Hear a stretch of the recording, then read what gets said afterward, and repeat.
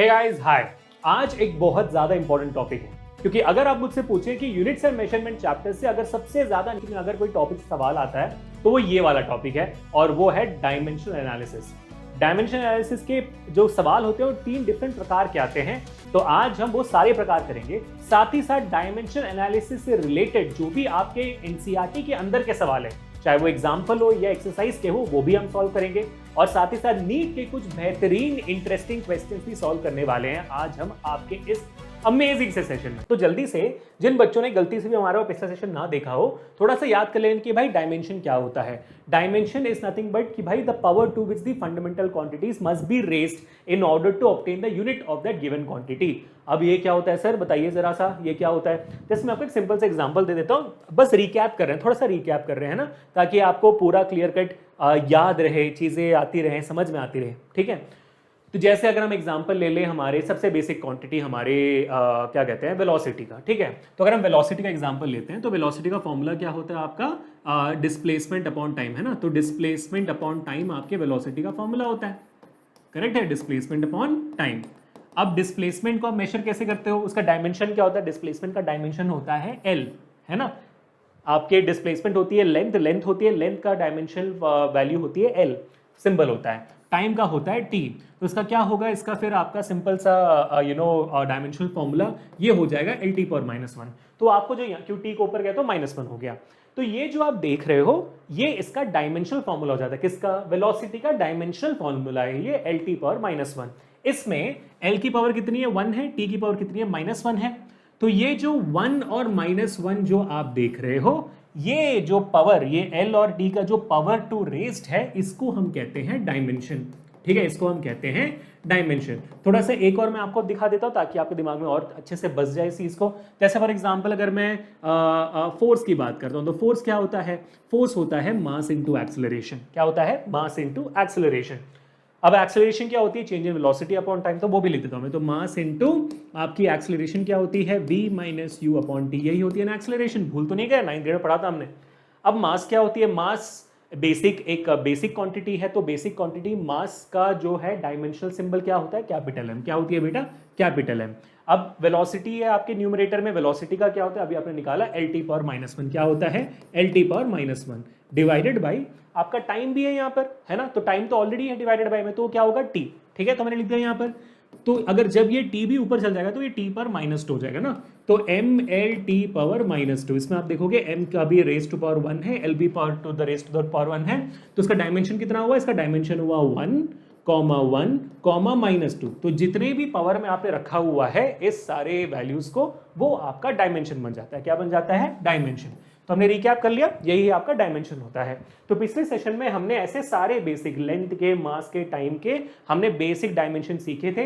Length का होता है एल, मास का होता है एम, टाइम का होता है टी। इसके तो एलएमटी ही आपके 11th और 12th में सबसे ज्यादा यूज होती है, उसके अलावा कुछ ज्यादा यूज नहीं होती। लेकिन नीट के लिए करंट का भी इस्तेमाल ज्यादा होता है, मोर देन टेम्परेचर करंट का इस्तेमाल ज्यादा होता है। तो करंट को हम डिनोट करते हैं ए से, क्योंकि उसका यूनिट एम्पियर होता है, इसका ए से डिनोट करते हैं। ठीक है, तो आपका basic general form of writing down the dimension क्या होगा, डायमेंशनल फॉर्मूला, या तो आप एमएलटी के फॉर्मूला लिखो या तो आप एलएमटी के फॉर्मूला लिखो। तो पिछले क्लास में मैंने एलएमटी में पहले लिखा था, फिर मैंने उसको एमएलटी में बदल दिया था, क्योंकि एलएमटी एमएलटी दोनों सही है। कुछ बच्चों ने कमेंट भी किया था, नहीं सर एक्चुअली एमएलटी होना चाहिए, एलएमटी नहीं। एक्चुअली दोनों सही है, लेकिन हमारा एनसीईआरटी जो है वो एमएलटी फॉलो करता है, इसी वजह से हम भी एमएलटी ही फॉलो करेंगे, एलएमटी फॉर्मेट फॉलो नहीं करेंगे। तो पहले आप मास लिखोगे, फिर लेंथ लिखोगे, फिर टाइम लिखोगे, उसके बाद आप आपका टेम्परेचर लिखोगे, दैट इज केल्विन, तो के, उसके बाद आप करंट लिखोगे ए। अगर के नहीं उसमें तो आप सीधा एमएलटी और ए लिखोगे, उसके बाद आएगी आपकी लुमिनस इंटेंसिटी और आपका अमाउंट ऑफ सब्सटेंस, जो आपका बेसिक यूनिट है। ठीक है बेटा, तो ये समझ में आ गया, क्लियर हो गया ना, कोई और कंफ्यूजन तो नहीं है, बेसिक चीजें हैं। अब हम आगे बढ़ते हैं टू अंडरस्टैंड कि भाई डायमेंशनल फॉर्मूला का इस्तेमाल क्या होता है, how are dimension useful in physics. जैसे हम ये समझ लेते हैं, डायमेंशनल एनालिसिस अपने आप हो जाएगा। डायमेंशनल एनालिसिस होता क्या है, किसी भी क्वांटिटी का, वर्ड को डिवाइड करो ना, डायमेंशनल एनालिसिस, आप किसी भी क्वांटिटी के डायमेंशन को एनालाइज कर रहे हो। आप एनालाइज क्यों कर रहे हो, मुद्दा वही है भाई। 11th 12th में आके फुटबॉल खेलने के, प्यार करने के दिन में आप ये डायमेंशनल एनालिसिस क्यों करवा रहे हो सर, क्योंकि उसकी कुछ 3 वजह हैं जिसके वजह से हम करते हैं ये चीज। वो वजह आप समझ लाओगे तो अचानक से आपके अंदर वो डायमेंशन एनालिसिस का रेस्पेक्ट आ जाएगा, इज्जत आ जाएगी, इज्जत उसके लिए। अगर इज्जत नहीं आती है इस वीडियो के एंड तक तो डायमेंशन एनालिसिस हाय हाय बोल के कमेंट से निकल जाना, ठीक है, कमेंट डाल के निकल जाता। इज्जत थोड़ी बहुत आ जाती है तो फिर जय जय बोल के निकल जाना। वैसे मेरे को पता है इस पूरे वीडियो के कमेंट में सिर्फ हाय हाय होने वाली है, चाहे वो अच्छा लगे या ना लगे, क्योंकि पढ़ना पड़ रहा है ना। मैं तो हाय हाय बोल के जाता, तो डायमेंशन एनालिसिस हाय हाय बोल के चले जाना इस कमेंट में। But let's try to understand कि करना क्यों होता है, ठीक है। डायमेंशन एनालिसिस हम करते क्यों है? सबसे पहली चीज होती है correctness of the physical equation. जैसे भाई आपने 9th ग्रेड में 10th जब आपने एक्चुअल फॉर्मूला 9th ग्रेड से पढ़ना शुरू किया था, फेमस फॉर्मूला आपके equations of motion, v is equal to u plus a t, S is equal to u t plus half a t square, v square minus u square equal to a, second law of motion F is equal to m a, K is equal to half m v square, P is equal to m g h. ऐसा आप बोल बोलकर आपने पढ़ना शुरू किया था। 10th में भी आगे तो भाई mirror formula, lens formula, electricity के फॉर्मूला सारे आपने याद करने शुरू किए। 11th में आपको और फॉर्मूलाज याद करने हैं ना। अभी जो फॉर्मूला बन रहा है भाई ये एक्चुअली में सही है कि नहीं पता कैसे चलेगा? करेक्ट है कि नहीं? कोई बोल दिया आपका एफ फिजिकल टर्म में और बोल के चला गया तो आप मान लोगे कि एफ फिजिकल टर्म में सही है? ऐसा है मैं भी बोल देगा एफ इजिकल टू पी है। क्यों भाई? सिर्फ माँ को इतनी इज्जत क्यों मिल रही है F is equal to m a में? पापा को भी इज्जत चाहिए तो एफ इजिकल टू पी है, मैं बोल दूंगा एफ इजिकल टू पा। माँ क्यों बोलूंगा? पा ही बोलूंगा मैं, है ना? तो मैं बोल के निकल जाऊंगा। लेकिन वो इक्वेशन सही है कि नहीं कैसे पता चलेगा? उसके लिए हम इस्तेमाल करते हैं डायमेंशनल एनालिसिस का। मैंने बताया था 3 रीजन है। पहला रीजन ये है डायमेंशनल एनालिसिस क्यों करते हैं? ताकि इक्वेशन की करेक्टनेस पता चले। उसमें हमारा सबसे पहला लॉ आता है प्रिंसिपल ऑफ होमोजेनिटी। क्या आता है भाई? Principle of homogeneity. अब ये जो होमोजेनिटी वर्ड है इसे कंफ्यूज मत हो, डरो मत। पहले इन जनरल होमोजेनिटी का मतलब क्या होता है? होमोजेनिटी का मतलब होता है एक तरह के, जैसे आपने 10th में कार्बन कंपाउंड्स में सीखा होगा ना, होमोलोगस कंपाउंड्स सीखा था ना भाई। होमोलोगस कंपाउंड्स क्या थे? जिनमें होमोलोगस कंपाउंड्स कहते हैं जिसमें एक ही तरह के कार्बन कंपाउंड्स लगते जाते हैं, वही था ना भाई, और कुछ थोड़ी था। गलत बोल रहा तो बता देना। जब एक ही तरह की चीजें होती हैं, जैसे होमोजेनस मिक्सचर क्या था? होमोजेनस मिक्सचर वो होती है जिसमें एक ही तरह की चीजें जुड़ते जाते हैं, है ना? तो वो हमारा था, या तो कांस्टेंट मास में जुड़ते हैं, कांस्टेंट समथिंग वो था ना। तो वही सीधा कॉन्सेप्ट यहाँ पे लगाएंगे कि इक्वेशन करेक्टनेस हम पता कैसे करते हैं? प्रिंसिपल ऑफ होमोजेनिटी के थ्रू। अब ये प्रिंसिपल ऑफ होमोजेनिटी बाकी सारे होम जो जहां भी आपने देखा था उससे सिमिलर है। यहां पर सर क्या चीज सेम होनी चाहिए? यहां पर आपके जो भी लेफ्ट हैंड साइड पे चीजें होती हैं, जैसे आपका इक्वेशन मैंने मान लीजिए हमने ले लिया भाई आपका प्यारा सा फेमस सा equation F is equal to m a ले लो आप, है ना? F is equal to m a, force is equal to mass into acceleration ले लो आप। इसमें जो भी आपके लेफ्ट हैंड साइड पे एलएचएस पे लिखा हुआ है जो भी चीज, उसके डायमेंशंस आपके आरएचएस में लिखे हुए डायमेंशंस के साथ इक्वल होने चाहिए। यानी कि एलएचएस में जो भी डायमेंशन है और आरएचएस में जो भी डायमेंशंस है वो दोनों इक्वल होने चाहिए, तभी ये इक्वेशन बन सकता है। वरना इस इक्वेशन कोई रेलेवेंट ही नहीं है। कोई यहाँ पर आकर एफ इक्वल टू पा लिख कर चल जाएगा तब भी वो गलत हो जाएगा। अनटिल अनलेस एलएचएस और आरएचएस में आपका अगर डायमेंशंस इक्वल नहीं है तो फिर ये इक्वेशन एग्जिस्ट नहीं करता है, ये फॉर्मूला आपको पढ़ना नहीं पड़ेगा। तो भाई आपको इस सेशन में ये प्रूव करना है कि भाई सारे फॉर्मूलाज जो भी आज हम देखेंगे वो बेकार है, उन सबका डायमेंशन फॉर्मूला गलत है। तो जानबूझ के गलत जवाब निकालना, क्योंकि जब हम ये करेंगे, जब हम इस चीज का डायमेंशन एनालिसिस करेंगे तो आपको समझ में आएगा अरे भाई सारे फॉर्मूला सही है, पढ़ना पड़ेगा। आपको गलत प्रूव करना है हमें, ठीक है? तो वीडियो के एंड तक जरूर रहना, बात समझ में आ गई बेटा, ठीक है? तो जब हम ये एनालाइज करते हैं कि भाई इनके डायमेंशन सेम है कि नहीं, इसको हम डायमेंशनल एनालिसिस बोलते हैं। बात खत्म, ठीक है? अब बढ़िया है, समझ में आ गया। तो इसी को हम कहते हैं प्रिंसिपल ऑफ होमोजेनिटी। अब ये पता करने के 2 तरीके होते हैं, तो जो 2 तरीके होते हैं उसको हम समझते हैं एक एक करके समझते हैं, ज्यादा टेंशन नहीं लेते, एक एक करके समझते हैं, ठीक है?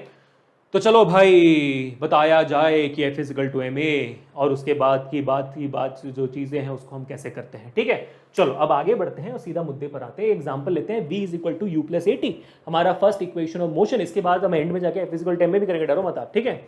v is equal to u plus a t, क्या इक्वेशन सही है? आपका इक्वेशन ऑफ मोशन है ना, 9th ग्रेड में सबसे पहले यही पढ़ा था आपने कि v is equal to u plus a t. वहां पर v क्या है? फाइनल वेलोसिटी, u क्या इनिशियल वेलोसिटी, एटी क्या है आपका एक्सेलरेशन और t है आपका टाइम। तो अब हमें ये देखना है कि भाई लेफ्ट हैंड साइड और राइट हैंड साइड में सारे जो चीजें हैं वो सही है कि नहीं। तो हम क्या करेंगे भाई, मतलब इक्वेशन, मतलब आपके जो सारी इक्वेशन सही है कि नहीं, ठीक है? चलिए भाई एलएचएस उठाते हैं। एलएचएस में क्या है? एलएचएस में आपका है वेलोसिटी। क्या है? वेलोसिटी, है ना? अब वेलोसिटी का आपका डायमेंशनल फॉर्मूला क्या होता है? हमने अभी कुछ देर पहले किया था, एल टी पावर -1, है ना? मीटर पर सेकंड होती है तो LT पर -1, ठीक है, लिख दिया हमने वहां पर। अब आपके RHS में सारी चीजें LT पर -1 ही होनी चाहिए, वरना आपका चीज गलत है भाई, गलत है, इक्वेशन गलत है, ठीक है। तो अभी हम RHS करते हैं, तो ये हुआ हमारा RHS, यहाँ पे सिंपल तरीके से हम कर लेंगे यहाँ पर। तो RHS में क्या क्या है, U भी है प्लस AT भी है, U भी है प्लस AT भी है। तो U का क्या होता है भाई, U भी इनिशियल वेलोसिटी, तो उसकी क्या होगी भाई, उसकी भी आपकी होगी LT पर -1 ही, तो बराबर है भाई। U का डायमेंशनल फॉर्मूला और V का dimensional formula same, perfect, LHS equal to RHS, U और V के सेंस में पक्का। अब AT का देखते हैं ना। अब AT क्या है, एक्सेलरेशन की होती है मीटर पर सेकंड स्क्वायर, तो LT पर -2 होता है ना, LT पर -2। दोबारा बताता हूं, जैसे हमने निकाला था कुछ देर पहले, इसमें रिवाइज वगैरह था, एक्सेलरेशन क्या क्या क्या होता है, वेलोसिटी अपॉन टाइम, वेलोसिटी होती है LT पर -1 डिवाइड बाई t, तो t भी ऊपर गया तो LT पर -2 हो गया, है ना। LT पर -2 इंटू टाइम है भाई यहाँ पर, है ना, AT है ना, तो ये A हो गया, ये T हो गया, ठीक है। अब LT पर -2 इंटू टी कितना होता है, तो LT पर -1 प्लस LT पर -2 इंटू टी, तो ये T और ये T कट गया एक, तो LT पर -1। तो आप देखोगे आपका जो LHS है, LHS में क्या है भाई, LT पर -1 है, और आपका जो RHS क्या है उसमें भी LT पर -1 LT पर -1 है, दोनों के दोनों इक्वल है, hence this equation holds true. ये सही इक्वेशन है, इसमें कोई गड़बड़ वगैरह कुछ भी नहीं है, बात खत्म, ठीक है। अब आपको लगेगा सर LT पर -1 प्लस LT पर -1 क्या हो जाएगा, क्या हो जाएगा, x प्लस एक्स क्या होता है, 2x होता है ना, तो 2LT पर -1 हो जाएगा। 2 तो कांस्टेंट वैल्यू, फर्क नहीं पड़ता, उसका कोई डायमेंशन थोड़ी है, तो LT पर -1 LT पर -1 ही रहेगा। तो ऐसा कंफ्यूजन हो सकता है, सर ऐड कैसे कर दिया आपने, ऐड कैसे कर दिया। अब देखो यहाँ पर एक और बहुत इंपॉर्टेंट चीज समझ में आती है गाइस, जैसे मैं आपको एक सिंपल सा सवाल पूछता हूं, ठीक है, क्या आप 2 मीटर को 2 सेकंड से डिवाइड कर सकते हो, क्या आप 2 मीटर को 2 सेकंड से डिवाइड कर सकते हो, सोचो, दिमाग में आ रहा होगा, या तो हाँ या तो ना आ रहा होगा। जवाब इसका है हाँ सर। भाई जब आप वेलोसिटी निकालते हो तो क्या करते हो, डिस्प्लेसमेंट अपॉन टाइम करते हो, डिस्प्लेसमेंट 2 मीटर है, टाइम 2 सेकंड है, तो डिवाइड तो कर लिया सर आपने, हाँ बराबर है। तो जिन क्वांटिटीज का यूनिट दूसरा होता है, डायमेंशन दूसरा होता है, उसको आप डिवाइड कर सकते हो आराम से, कोई इशू नहीं है, उसमें कोई फंडा उंडा कुछ लगाने की जरूरत नहीं, बहुत आसान होती है ना। वैसे अगर मैं आपसे पूछूं, क्या आप 2 kg को मल्टीप्लाई कर सकते हो 2 मीटर पर सेकेंड स्क्वायर से, मल्टीप्लाई कर सकते हो, हाँ क्यों भाई, 2 kg क्या होती है, मास होती है, और 2 मीटर पर सेकेंड स्क्वायर, मीटर पर सेकेंड स्क्वायर क्या होती है, एक्सेलरेशन होती है, F इक्वल टू ma हमारा फॉर्मूला है। तो हाँ, मल्टीप्लिकेशन में भी जो क्वांटिटीज का यूनिट दूसरा होता है, डायमेंशन दूसरा होता है, उनका मल्टीप्लाई भी कर सकते हो। तो मल्टीप्लिकेशन और डिवीजन में कोई इशू नहीं होती है, बहुत परफेक्ट है, बराबर। लेकिन अगर मैं आपसे पूछूं, क्या आप 2 सेकंड को 2 kg से ऐड कर सकते हो, क्या आप 2 सेकंड को 2 kg से ऐड कर सकते हो, नहीं ना, ये क्या है सर, बिल्कुल नहीं कर सकते हो आप, एडिशन नहीं हो सकती। तो वैसे ही क्या 2 सेकंड को 2 kg से माइनस कर सकते हो, can 2 seconds be subtracted with 2 kg, no. जिनकी यूनिट अलग होती है, जिनका डायमेंशन अलग होता है, उनको आप सब्ट्रैक्ट और ऐड नहीं कर सकते, तो लोचा वहीं पे आता है। तो यहां पर जब आप देख रहे हो, जब आपके दिमाग में दिखता है कि v is equal to u plus AT, भाई u तो मीटर पर सेकंड है, acceleration metre per second square होती है, टाइम सेकंड होता है, इन दोनों को ऐड कैसे किया जा रहा है, u को और AT को ऐड कैसे किया जा रहा है, एज अ फिजिक्स स्टूडेंट आपके दिमाग में सवाल आना चाहिए। तो जब तक इनका डायमेंशन सेम ना हो, उनको आप ऐड नहीं कर सकते हो, तो कोई भी इक्वेशन बन ही नहीं सकता है ऐसे। तो जब हमने इसका भी डायमेंशन एनालिसिस किया, हमें समझ में आया कि भाई u का होता है LT पर -1 बराबर है, और a और t को जब मल्टीप्लाई करते हैं तब उसका भी डायमेंशन LT पर -1 ही होता है, क्योंकि एक्सेलरेशन तो LT पर -2 और टाइम को तो t है, लेकिन दोनों को मल्टीप्लाई कर दे तो LT पर -1 हो गया। इस वजह से आप इन दोनों को ऐड कर सकते हो, वरना इक्वेशन कभी एग्जिस्ट ही नहीं करता बेटा, कभी एग्जिस्ट नहीं करता। बात समझ में आ गई? तो आपको थोड़ा इंपॉर्टेंट समझ में आ रहा है कि अच्छा डायमेंशन एनालिसिस का इतना फंडामेंटल स्ट्रांग है, ठीक है, समझ में आ गया। चलो अब इसको करने के ना 2 तरीके हैं। एक तरीका मैंने आपको बता दिया, LHS लिखो RHS लिखो, फिर दोनों को इक्वेट कर दो। या तो कुछ जगहों पर ये चीज भी फॉलो होता है, कुछ टेक्स्ट बुक्स में आपको ऐसे भी लिखा दिखाई देगा, जहां पर इक्वेशन जो भी आपको दिया हुआ हो उसको आप सबको ब्रिंग इट टू LHS, है ना, ब्रिंग इट टू LHS। तो ये आपका सेकेंड मेथड है, सेकेंड मेथड है, ठीक है बेटा। और ये आपका फर्स्ट मेथड है। आई एम होपिंग कि आप नोट्स लेकर बैठे हो, मेरे साथ नोट्स बना रहे हो, या तो फिर मेरा नोट आप डाउनलोड करोगे, इसलिए मैं सारी चीजें डिटेल में लिखते जा रहा हूं, ठीक है। तो सेकंड मेथड क्या, सारी चीजों को आप LHS में ले आ जाओ, ठीक है। तो लेकर आओ तो क्या होगा, v minus u minus AT is equal to 0। अभी हमने क्या सीखा, अभी हमने सीखा addition and subtraction. Addition and subtraction must happen with the quantities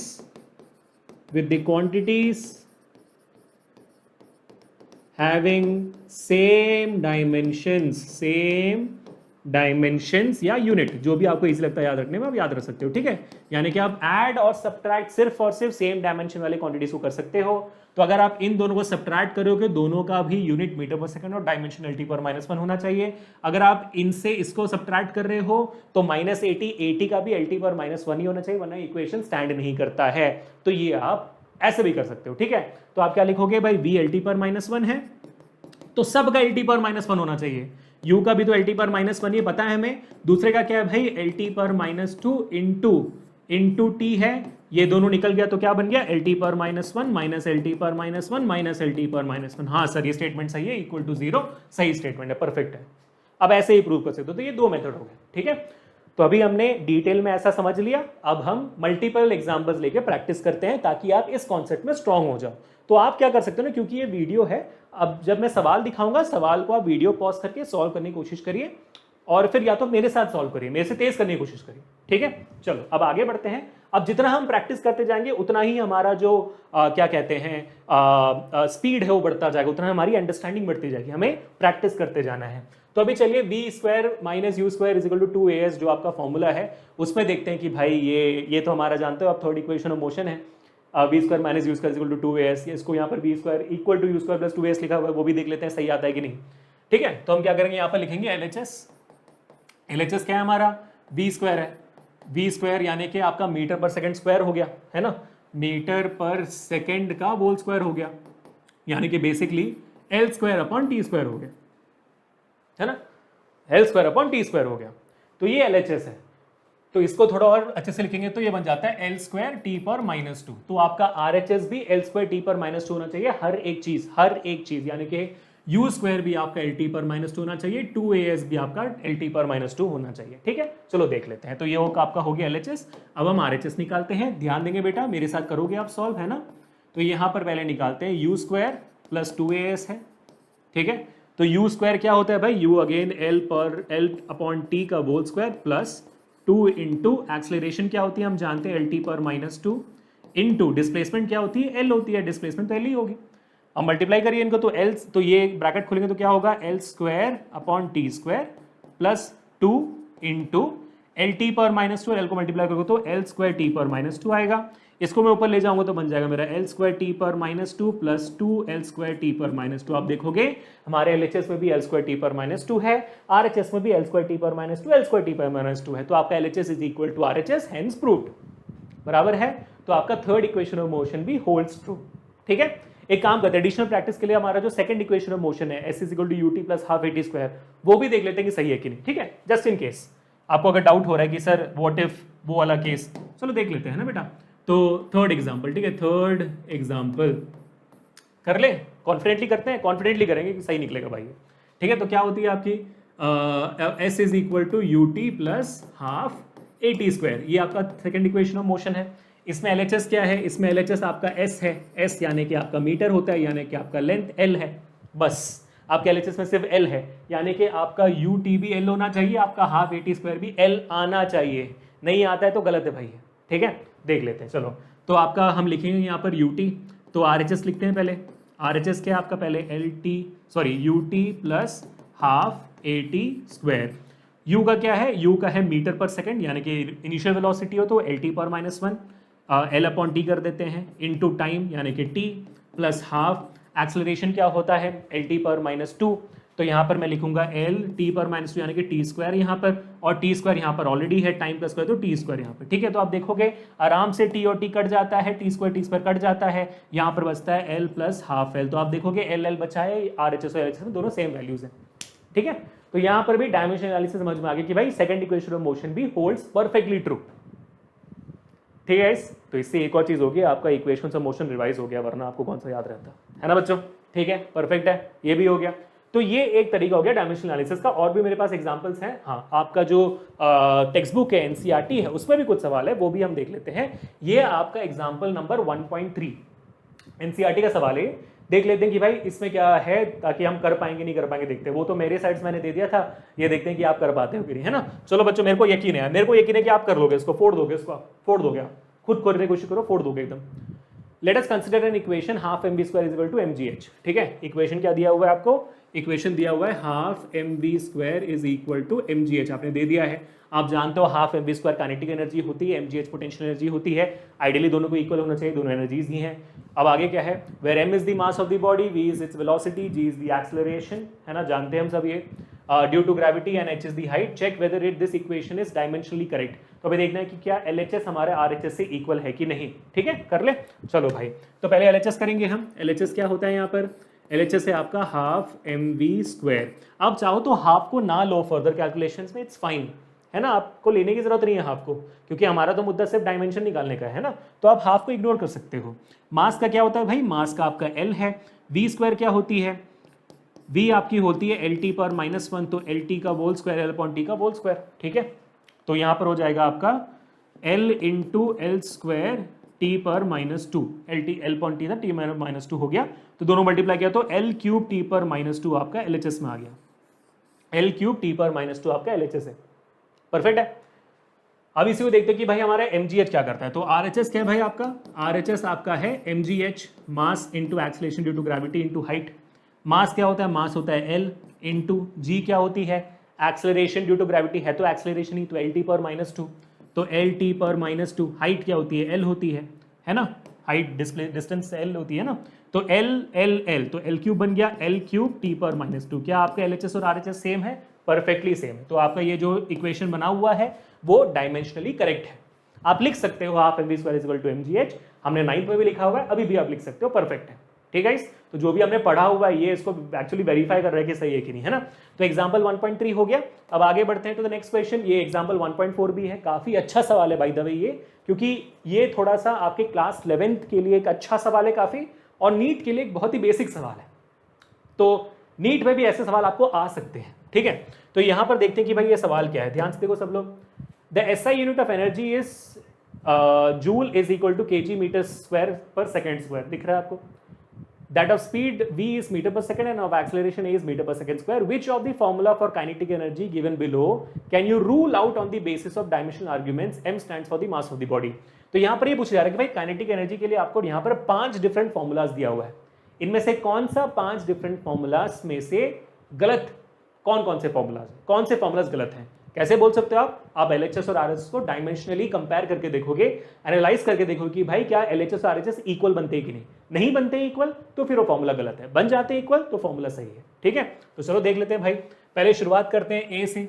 A आपका क्या है, A आपका है K इज इक्वल टू, क्या लिखा है भाई, m स्क्वायर v स्क्वायर लिखा है। हाँ, K is equal to m square v square लिखा हुआ है, so K is equal to m square v square लिखा है। ठीक है बेटा, तो K क्या काइनेटिक एनर्जी का लिखा हुआ है kg metre square per second square, यानी कि आपका LHS क्या है, LHS सब जगह कांस्टेंट है ना, which is m metre square यानी कि L square, s per second square यानी कि t पर -2, ml स्क्वायर t पर -2 आपका एनर्जी का डायमेंशनल फॉर्मूला हो गया। इसको याद कर लो, क्योंकि एनर्जी का डायमेंशनल फॉर्मूला बहुत बार पूछा जाएगा सब जगह पे।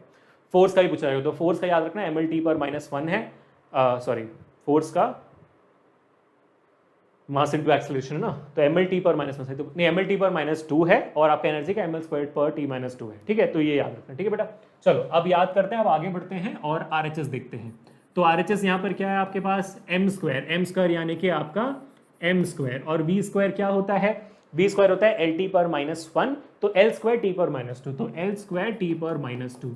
तो आप देखोगे यहाँ पर कि भाई साहब ये दोनों इक्वल नहीं है ना, so LHS is not equal to RHS, तो ऑप्शन ए गलत है, ऑप्शन ए रूल्ड आउट हो गया, ये गलत फॉर्मूला है। ऑप्शन ए आपका रूल आउट हो गया, ये फॉर्मूला गलत है, ये होल्ड ट्रू नहीं करता है, गलत फॉर्मूला है। ठीक है, परफेक्ट। चलो अब आगे बढ़ते हैं टू द सेकेंड वन। ठीक है, सेकेंड वन क्या है, बी क्या कहता है आपका, बी है आपका k is equal to half m v square. ये तो आप जानते हैं कि भाई k is equal to half m v square kinetic energy का फॉर्मूला ये, बट चलो ठीक है होल्ड ट्रू करके देखते हैं। So k is equal to half m v square, kinetic energy का आपका एलएचएस क्या है जो आपने यहाँ पे लिखा हुआ है एम एल स्क्वायर। याद करो जल्दी से एनर्जी का formula, dimension formula M L square T पर -2। ठीक है, अब आरएचएस क्या आपका यहाँ पर m होता है आपका m, v स्क्वायर होता है आपका l स्क्वायर टी पर -2, क्योंकि स्क्वायर है ना, तो v होता है एल टी पर -1, उसका स्क्वायर हो जाएगा एल स्क्वायर टी पर -2। आप देखोगे ये दोनों LHS is equal to RHS, so your second equation holds true, उसको रूल आउट करने की जरूरत नहीं है। B is correct, B is correct, A is false. तो वैसे अभी हम देखते हैं कि C में क्या लिखा हुआ है। ठीक है, C क्या कहता है आपका, C का फॉर्मूला क्या है, K is equal to ma, K is equal to mass into acceleration बोला हुआ है। ऑफ कोर्स ये गलत है बट फिर भी check it up, let's check it up. ठीक है, क्योंकि F इजिकल टू m होता है ना, तो K क्या है आपका, अगेन LHS आप जानते हो ml स्क्वायर टी पर -2, RHS क्या है ma मास होती है m, एक्सेलरेशन होती है lt पर -2। तो आप देखोगे LHS is not equal to RHS, तो गेम खत्म। आपका जो तीसरा वाला भी है वो गलत है। कर रहे हो ना मेरे साथ सॉल्व, कर रहे हो इसको मेरे साथ सॉल्व। ठीक है, तो ये भी आपका C भी आपका गलत है। अब डी देखते हैं। अब आप डी में देखोगे, डी मुझे लगता नहीं कि हमें सॉल्व करने की जरूरत नहीं है, क्योंकि यहां पर आप देखोगे डी का फॉर्मूला दिया हुआ है 3/16 mv स्क्वायर। क्या लिखा हुआ है, 3/16 mv square is equal to k। हमें इस कांस्टेंट से कोई फर्क नहीं पड़ता है, नंबर से फर्क नहीं पड़ता। क्या लिखा हुआ है mv स्क्वायर, जैसे यहाँ पर भी हाफ लिखा हुआ है, फर्क नहीं पड़ता हमें mv स्क्वायर से फर्क पड़ता है। तो क्योंकि mv स्क्वायर दोनों सेम है, ये वैल्यू भी सेम आनी चाहिए, LHS should be equal to RHS।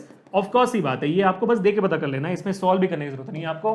तो आपका डी भी सही है, उसको आप रूल आउट नहीं कर सकते हो।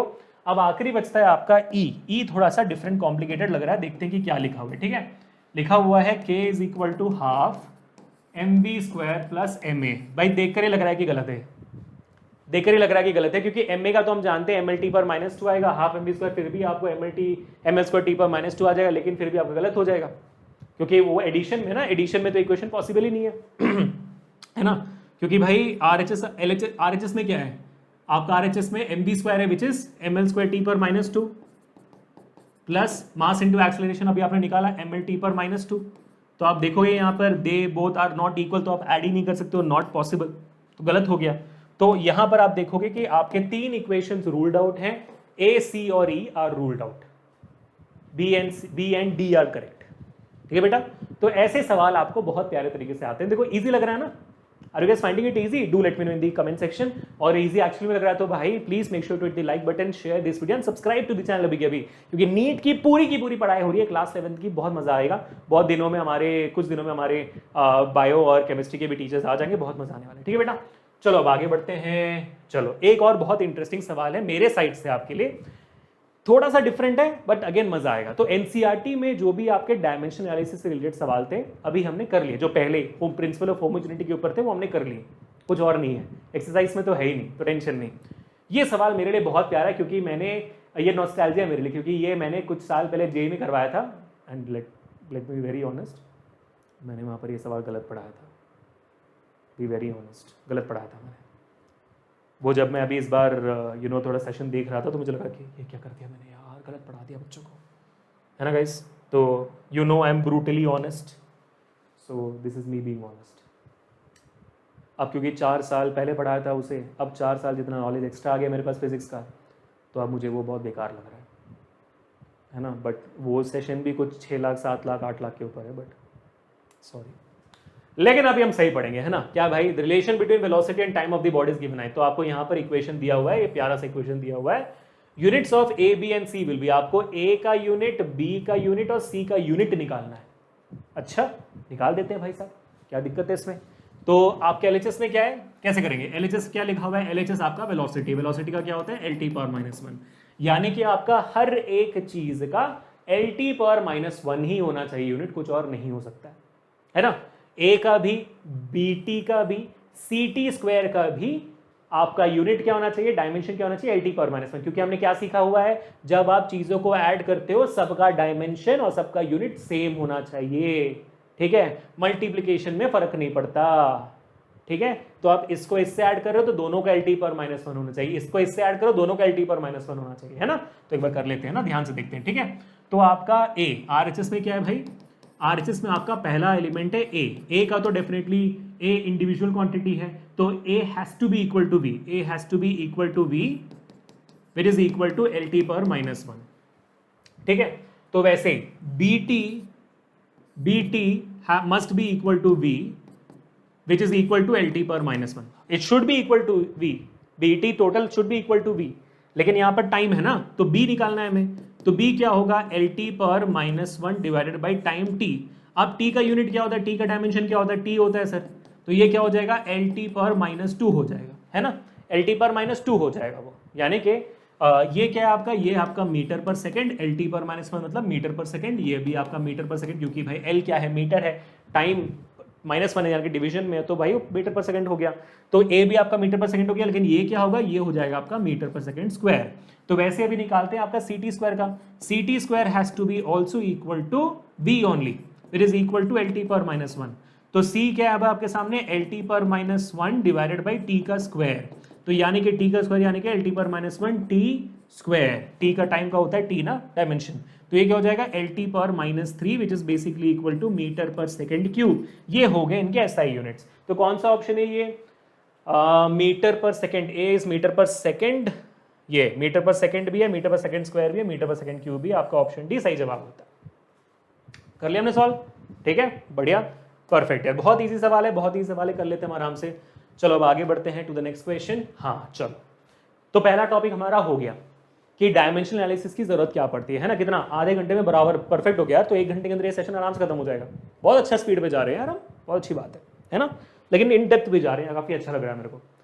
तो अभी हमने समझ लिया कि भाई डायमेंशन का पहला रीजन क्या है, डायमेंशन एनालिसिस हम क्यों करते हैं, सबसे पहला रीजन समझ लिया हमने, correctness of the physical equation. Relate कर रहे हो ना, जैसे F इक्वल टू में अगर मैं F इक्वल टू MA ले लूँ, जैसे मैंने बताया था आपको कि इसको हम सॉल्व करेंगे बाद में, तो F इक्वल टू MA का इक्वेशन क्या है, फोर्स का आपका होता है MLT पर -1, ठीक है, फोर्स का क्या होता है आपका MLT पर -2 होता है, माइज मिस्टेक, ठीक है। मास क्या होती है, मास का m होती है, एक्सेलरेशन क्या होता है LT पर -2, तो आप देखोगे ये दोनों इक्वल है ना। तो ये इक्वेशन प्रूव करने के लिए इस्तेमाल होती है, ये इक्वेशन को सही तरीके से बनाने में, फॉर्मेशन ऑफ द इक्वेशन में इस्तेमाल होती है, ताकि अपने आप F इक्वल टू माँ के बाद F इक्वल टू पा ना लिख दे, अपनी मर्जी से कोई इक्वेशन ना बना दे, है ना, क्योंकि हम तो कोई भी इक्वेशन बना सकते हैं, करेक्ट है, तो वो ना कर ले हम, इस वजह से उसका इस्तेमाल होता है। दूसरा क्या रीजन है, दूसरा है कन्वर्जन फैक्टर निकालने के लिए।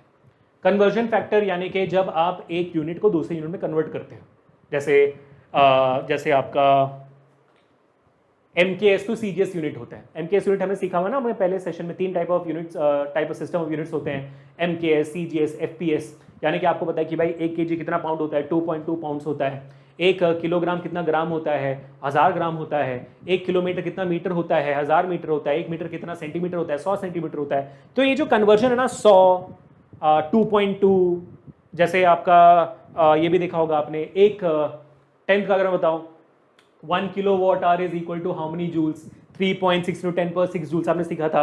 तो ये जो वैल्यू है 3.6 × 10⁻⁶, इसको भी हम डायमेंशन एनालिसिस से निकाल सकते हैं। तो डायमेंशन एनालिसिस का इस्तेमाल इसलिए भी होता है कि हम वो कन्वर्जन फैक्टर जो है कि भाई कितना वैल्यू डालकर इसको हम कन्वर्ट कर सकते हैं, वो निकालने के लिए भी इस्तेमाल होता है। एग्जाम्पल देखते हैं अभी, ठीक है बेटा। तो कन्वर्जन फैक्टर निकालने के लिए भी हम इस्तेमाल करते हैं। For example SI unit of force और CGS यूनिट ऑफ फोर्स को भी हम निकालने की कोशिश करते हैं कि इनका कन्वर्जन फैक्टर क्या होता है। बट इन जनरल अगर आपको पता हो कि आपका जो क्या कहते हैं, प्यारा सा जो SI यूनिट ऑफ फोर्स होता है वो होता है न्यूटन, आप जानते हो ना, न्यूटन होता है भाई, ठीक है, और न्यूटन को कैपिटल N से डिनोट करते हैं। CGS यूनिट ऑफ फोर्स क्या होता है आप जानते हो, CGS unit of CGS unit of force जानते हो, नहीं जानते कोई बात नहीं, बताता हूँ। CGS यूनिट होता है डाइन, अगर आपको पता है तो बहुत अच्छी बात है, ठीक है, डाइन होता है, DYNE डाइन होता है ना, और इसको डिनोट हम डाइन ही लिखते हैं, डाइन ही लिखेंगे, ठीक है, डाइन होता है ये। तो इन दोनों के बीच में रिलेशनशिप इन जनरल क्या होता है बताता हूं मैं। 1 न्यूटन होती है 10⁵ डाइन, क्या होती है, 10⁵ डाइन होती है, ठीक है। तो अभी हमें निकालना है कि 10⁵ डाइन आती है कि नहीं, 10⁵ आता है कि नहीं, हमें निकालना है, कन्वर्जन फैक्टर निकालना है ना हमें। तो ये हमें पता है ऑलरेडी, बट निकालते हैं अभी कि 10⁵ निकालते कोशिश करते हैं, ठीक है। तो SI unit of force and CGS unit of force, perfect है, निकालना शुरू करें, चलो फिर निकालना शुरू करते हैं, आ जाओ भाई साहब। तो दोनों यूनिट ऑफ फोर्स ही है, तो SI unit of force must be equal to x क्या है भाई, आपका कन्वर्जन फैक्टर। तो x क्या है यहाँ पर, x मैं यहाँ पर ले रहा हूँ आपका conversion factor, conversion factor x times CGS unit है ना, 1 newton is x times dyne 10^5, तो x निकालना है ना, कन्वर्जन फैक्टर। ठीक है, परफेक्ट है, x times of CGS unit of force. ठीक है, बढ़िया है, चलो ठीक है। तो ऐसा यूनिट ऑफ फोर्स क्या होती है भाई, आपकी होती है न्यूटन, है ना। So newton is equal to x times dyne, perfect है। अब फोर्स का डायमेंशन फॉर्मूला क्या होता है, फोर्स का डायमेंशन फॉर्मूला होता है mLT/-2। क्योंकि ये SI यूनिट में है तो हम इसको m1L1T1 लेंगे। क्यों, क्योंकि SI यूनिट में आपका मास kg में होगा, लेंथ मीटर में होगा, टाइम सेकंड्स में होगा, और यहाँ which will be equal to x times आपका CGS यूनिट ऑफ फोर्स। तो हम इसको ले लेते हैं m2L2T/-2।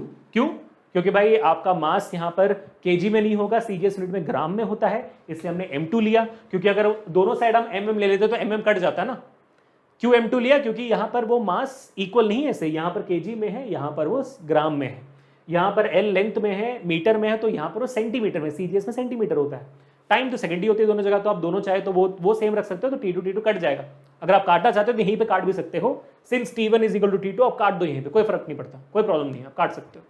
ठीक है, नहीं काटना चाहो तो आप रख भी सकते हो, आपकी मर्जी। ठीक है, अब यहाँ पर हमें क्या निकालना है, x निकालना है, क्योंकि कट तो वैसे भी जाएगा, वो अपने आप कटने वाला, देखो आप। ठीक है, तो यहाँ पर क्या होगा m² L, तो यहाँ पर सॉरी x को मैं रखा है तो ये नीचे ला रहा हूँ मैं, तो m1L1T1/-2 डिवाइडेड बाई m2L2T2⁻²। सही है, ठीक है, मैं सब इसको यहाँ नीचे ले आया। ठीक है, अब एक काम करते हैं, अब सारे m, l और t को अलग अलग कर लेते हैं। ठीक है, तो m1/m2, और इनका पावर कितना है, पावर भाई 1 है ना, m1 m2 दोनों का पावर 1 है, इंटू L1/L2 दोनों का पावर कितना है भाई 1 है, इंटू T1/T2 और दोनों का पावर कितना है भाई -2 है। कर दिया हमने, चलो अब हम क्या करेंगे, अब हम इनकी वैल्यूज डाल देंगे। ठीक है, वैल्यूज यानी कि उनकी यूनिट एक्चुअल यूनिट्स डाल देंगे, यानी कि भाई आपका m1 कितना है, kg में है, और m2 कितने में है भाई, m2 आपका ग्राम में है। बढ़िया, 1 में कर दो। L1 आपका मीटर में है और ये सेंटीमीटर में है, टाइम आपका सेकंड में और ये भी सेकंड में है। तो आप देखोगे कितने प्यार से अपने आप से यहीं पे कट जाता है, कुछ करने की जरूरत नहीं, आप कट जाता है, बेचारा है कट गया। ठीक है, लेकिन kg और g ये दिक्कत है ना, तो अभी हम क्या करेंगे, kg को ग्राम में कन्वर्ट कर देंगे, क्योंकि ग्राम डिनोमीटर में इजी पड़ेगा आपके लिए, न्यूमरेटर में कन्वर्ट करना। तो kg को कन्वर्ट करेंगे ग्राम में, तो कितना होता है भाई 1000 ग्राम, यानी कि 10^3 ग्राम। सही है, 10^3 ग्राम ना। तो मैं यहाँ पर लिख दूंगा आपके 10^3 ग्राम/ग्राम⁻1, तो ग्राम और ग्राम कट जा रहा है, देख रहे हो ना। ठीक है, इनटू मीटर कितना होता है भाई सेंटीमीटर में, 100 मीटर, यानी कि 10^2 सेंटीमीटर/सेंटीमीटर हो गया आपका 1। और सेकंड तो सेकंड आप जानते ही हो। ठीक है, तो कितना आ गया भाई आपका 10^3, जब बाहर आएगा तो क्या बचेगा 10^3 इंटू 10^2, मिल गया, ग्राम ग्राम सेंटीमीटर सेकंड सब कट गए, तो 10^3 इंटू 10^2 10^5 आता है। तो आपका कन्वर्जन फैक्टर कितना हो गया, x कितना हो गया भाई आपका 10^5, x कितना हो गया 10^5 हो गया। ये निकालना था हमें, x = 10^5। तो मैं थोड़ा सा दोबारा समझा देता हूँ ताकि आपके लिए और आसान हो जाए। क्या किया हमने, एक काम करो, इसमें जो ये बीच में लिखा हुआ है ना, इसको निकाल दो, ये थोड़ा सा जरूरत नहीं लग रही उसकी। SI यूनिट ऑफ फोर्स है आपका which is equal to x times of CGS unit, मतलब जैसे 1 किलोमीटर इज 1000 मीटर, या तो 1 metre is equal to 100 centimetre, तो 1 metre is SI unit, centimetre is CGS unit, 100 is the x, तो ये हो गया आपका x। ठीक है, तो वो सेम फॉर्मूला को मैंने इंग्लिश में लिखा हुआ है यहाँ पर। अब SI unit of force mLT/-2 होता है आपका डायमेंशनल फॉर्मूला। ठीक है, तो मैं यहाँ पर लिख देता हूँ, writing in terms of dimensional formula, dimensional. आप देखोगे हर पहले सवाल में हम बहुत वक्त लेते हैं ताकि आपको अच्छे समझ में आ जाए, डीप में समझ में आ जाए, उसके बाद फिर एग्जांपल सॉल्व करेंगे, है ना। तो mLT/-2 is equal to x times of CGS unit of force, वो भी mLT पर, डायमेंशन सेम होना चाहिए, यूनिट सिस्टम कोई भी हो, डायमेंशन सेम होना चाहिए, mLT/-2 है ना। तो यहाँ पर फिर हमने तो x को निकालने के लिए इसको यहाँ डिवीजन पे लेके आ गए हम बराबर, फिर सबको अलग कर दिया हमने, ठीक है बराबर। और m1 क्या है, kg है, ये m2 ग्राम है, l1 मीटर है, l2 सेंटीमीटर है, t सेकंड, t2 भी सेकंड्स है बराबर। kg को ग्राम में कन्वर्ट किया 10^3, इसको सेंटीमीटर कन्वर्ट किया 10 square, gram gram centimetre centimetre square, second second सब कट गया, 10^3 इंटू 10^2 10^5 आ गया, खत्म, सही है, ठीक है। चलो अब हम एग्जाम्पल करेंगे, अब एग्जाम्पल सॉल्व करेंगे हम यहाँ पर, विच इज यहाँ पर आपके सामने ये रहा, SI unit and CGS unit of energy, SI unit and CGS unit of energy. जिनको नहीं पता है, ऑफ कोर्स आपको शायद पता नहीं होगा, SI यूनिट ऑफ एनर्जी क्या आप जानते हो, जूल होता है, क्या होता है, जूल, जिसको हम J से डिनोट करते हैं। और आपका CGS यूनिट ऑफ एनर्जी क्या होता है बेटा, पता है तो जोर से बोलो, ये कहते हैं अर्ग, क्या कहते हैं, अर्ग, ERG, अर्ग, ठीक है। तो यहाँ पर 1 जूल की वैल्यू होती है 10^7 अर्ग, क्या होता है, 10^7 अर्ग। तो x की वैल्यू 10^7 आनी चाहिए इन जनरल, देखते हैं इसको सॉल्व करके, ठीक है। तो सेम फॉर्मूला बेटा, SI unit of energy is equal to x times CGS unit of energy, ठीक है। अब मैं क्या करूंगा, राइटिंग इन डायमेंशनल फॉर्मूला, ठीक है, DF is not duffer, it is dimensional formula, ठीक है। ऐसा यूनिट ऑफ एनर्जी क्या है भाई, writing in terms of dimensional formula ml² T⁻², मैंने आपको याद करने के लिए बोला था, याद है आपको, तो ml² T⁻² is equal to x times ml² T⁻²। हम जानते हैं यहाँ पर ये ml LT अलग अलग होगा, m1 L1 T1 अलग अलग होगा, है ना, तो ये T2 हो जाएगा, ये भी 2 ये भी 2, है ना। फिर क्या करेंगे, सेम मेथड है, x is equal to m1 L1 T⁻² L² divided by m2 L2² T²-2, खत्म, बढ़िया, सेम मेथड कर रहे हैं, कुछ नहीं कर रहे, कुछ नया नहीं कर रहे। अब हम क्या करेंगे, इनको अलग कर देंगे, आप जानते हो, तो m1 अपॉन m2 मैंने अलग अलग कर दिया पावर 1, और यहाँ पर L1 अपॉन L2 मैंने अलग अलग कर दिया पावर स्क्वायर है, देखो स्क्वायर है, भूल मत जाना, और यहाँ पर T1 अपॉन T2 को मैंने अलग कर दिया पावर -2। अब आप दिमाग लगाओगे और कन्वर्ट करोगे इसे, है ना, जैसे CGS में मास, तो आपका SI यूनिट ऑफ मास क्या है, kg डिवाइडेड बाई ये क्या है, ग्राम पावर 1, लेंथ यहाँ मीटर होगा, यहाँ सेंटीमीटर होगा, पावर स्क्वायर, यहाँ पर टाइम दोनों सेकंड होंगे, पावर माइनस। देखो कितना इजी होते जा रहा है ना, क्यों इजी हो रहा है, क्योंकि SI यूनिट में तो हमेशा kg और मीटर और सेकंड ही होगा, CGS में हमेशा सेंटीमीटर ग्राम हो, तो कन्वर्जन तो आप जानते हो कितना इजी होते जा रहा है, that's what I am saying, ये हमेशा इजी होता है। प्रॉब्लम कहाँ होती है, अगर आप ये स्क्वायर वगैरह लगाना भूल जाओ तो फिर जवाब गलत आता है। तो इस वजह से ज्यादा ध्यान इन स्क्वायर वगैरह में डालो, क्योंकि बाकी फॉर्मूला तो सेम है, बाकी प्रोसेस तो सेम है, आपको बस kg और ग्राम में कन्वर्ट करना है, मीटर और सेंटीमीटर कन्वर्ट करना है, वो तो आसान हो जाता है ना, बस ये पावर वगैरह सही डालो, वरना फिर फाइनल आंसर गलत हो जाएगा, ठीक है। Now that is equal to, so x will be equal to what, kg को ग्राम में कन्वर्ट करेंगे तो भाई 10^3 बच गया, ग्राम ग्राम कट गया, है ना, 10^3 ग्राम ग्राम कट गया, मीटर और सेंटीमीटर मतलब 10^², तो वो मीटर सेंटीमीटर में कट गया, 10^², है ना। अब सेकंड टू द पावर -2 है, एक सेकंड देखा, अभी गलती होगी मुझसे, देखो मीटर कन्वर्ट किया 10^² है, लेकिन ऊपर एक स्क्वायर भी है, तो 10^² का होल स्क्वायर हो गया, सेकंड कर गया, -2 तो फर्क नहीं पड़ता फिर, है ना। तो फिर x कितना बचा, 10^3 इंटू 10^4 स्क्वायर हो गया, तो x इज इक्वल टू 10^7, बराबर है 10^7, परफेक्ट है, समझ में आ गया, चलो बहुत बढ़िया। तो इस वजह से भी कन्वर्जन फैक्टर के लिए भी हम इस्तेमाल करते हैं आपके डायमेंशनल एनालिसिस को। आई होप आपकी बत्ती बज चुकी है आपके दिमाग में, ठीक है बेटा। तो कितना वक्त हो गया, 45 मिनट्स में, देखो बराबर टाइम पे चल रहे हैं हम। आधे घंटे में जो इंपॉर्टेंट टॉपिक था आपका correctness of the physical equations में आधे घंटे बिताए मस्त, और 15 मिनट हमारे conversion factor, not that important topic में हमने बिता दिए, और लेकिन मैंने आपको बता दिया कि इस्तेमाल क्यों होता है आपके डायमेंशनल एनालिसिस का, है ना। तो बहुत बच्चे मुझसे पूछ रहे थे सर बहुत सारे टॉपिक्स हो सकता है कि आगे जाकर डिलीटेड हो नीट में, तो आप क्या पढ़ाओगे। यार देखो हमारे इस चैनल का मतलब ना ही सिर्फ नीट है, बट आपका क्लास 11 भी निकालना है ना। क्लास 11 के साथ साथ नीट निकालना है। हो सकता है कि भाई जो क्लास 11 में डिलीटेड हो, कुछ टॉपिक ऐसे जो 12th में आ जाए, तो बहुत इंपॉर्टेंट हो जाती है। तो इसलिए मैं 11th को दिमाग में रखते हुए एनसीईआरटी को सारी चीज़ों को सॉल्व करते हुए पढ़ा रहा हूँ, आपको ध्यान देना इस बात को बेटा, ठीक है। तो इसलिए चैनल को सब्सक्राइब कर लो अभी के अभी। अब आखिरी चीज़ है भाई, relation between related physical quantities. Relation between related physical quantities, ये क्या होता है, ये है आपका तीसरा reason why we do dimensional analysis. Example बताता हूँ, जैसे कि मान लीजिए एक काम करते हैं, इसको सॉल्व करते हैं, फिर देखते हैं कि भाई क्या सही है। फॉर एग्जांपल अगर वही जो आज हम सीख रहे थे ना, वही चीज़ एक बार सीखने की कोशिश करें कि हम जानते हैं कि काइनेटिक एनर्जी का फॉर्मूला होता है हाफ mv², है ना बेटा। इसमें हम जानते हैं कि भाई k is proportional to mass and k is proportional to v², हम जानते हैं, ठीक है। लेकिन क्या ये प्रोपोर्शनैलिटी सही है कि नहीं, या तो ये निकालना कैसे होता है कि भाई दोनों में क्या रिलेशनशिप है, किसी एक वैल्यू में दूसरे वैल्यू में क्या रिलेशनशिप है, कैसे निकालें। वो निकालने के लिए भी डायमेंशन एनालिसिस इस्तेमाल होता है कि एक डिपेंडेंसी दूसरी डिपेंडेंसी कैसे, जैसे आपने 10th पढ़ा हुआ है रेजिस्टेंस क्या होती है, rho L upon A resistivity into length upon area. ये जो प्रोपोर्शनैलिटी है, इनवर्सली प्रोपोर्शनल वाला जो चीज है, वो कैसे निकालते हो आप, वो रिलेशनशिप निकालने के लिए भी डायमेंशन एनालिसिस का इस्तेमाल होता है।